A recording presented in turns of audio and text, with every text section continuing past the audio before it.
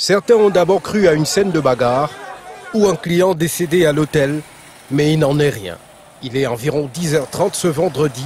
Un monsieur crie au voleur au complexe Le Campus, situé au lieu d'Icité Sikh, dans la zone estudiantine de la capitale économique du Cameroun, Douala.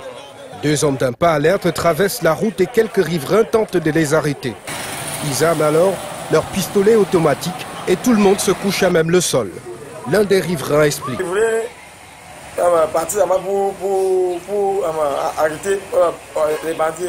Les deux bandits, il y a l'autre qui a sorti de l'arme. Donc il a fait comme ça pour anéantir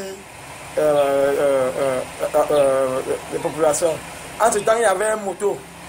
Maintenant qui l'attendait pour les porter. Il est parti. Donc quand ils ont monté maintenant sur la moto, ils ont parti. Et ils sont passés armés sur la moto, en train de rouler. À moins de tomber même devant là. À l'entrée du complexe, un attroupement se crée et le personnel est dans de l'émotion totale. L'une des serveuses a vécu la scène et n'en revient toujours pas.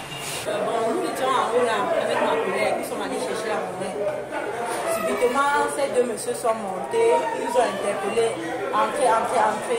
À nous, tout ça. Donc quand je lui fixe dans les yeux, qui sort là, me pose sur ma tête, il me dit, ne me regarde pas en me poussant la tête.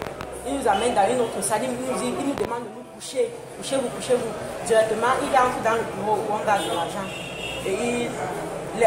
Parce que la directrice même et la dame qui gère les finances était dans le bureau, il les a ramenés dans la salle où nous étions. Ils ont demandé nous tous de nous coucher. Ils ont scotché certains parmi nous, c'est là où ils ont opéré. Selon l'une des employées de l'hôtel, les malfrats étaient au nombre de 10 et ont opéré à visage découvert. Les éléments de la brigade de Ndogbon et du bureau 8 de recherche sont descendus quelques 45 minutes après pour ouvrir une enquête. Tous les employés sont passés à un interrogatoire musclé.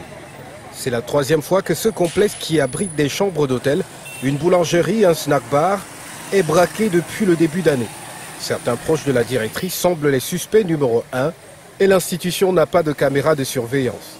Seule l'enquête ouverte pourra réellement permettre de rattraper ces voleurs qui courent encore.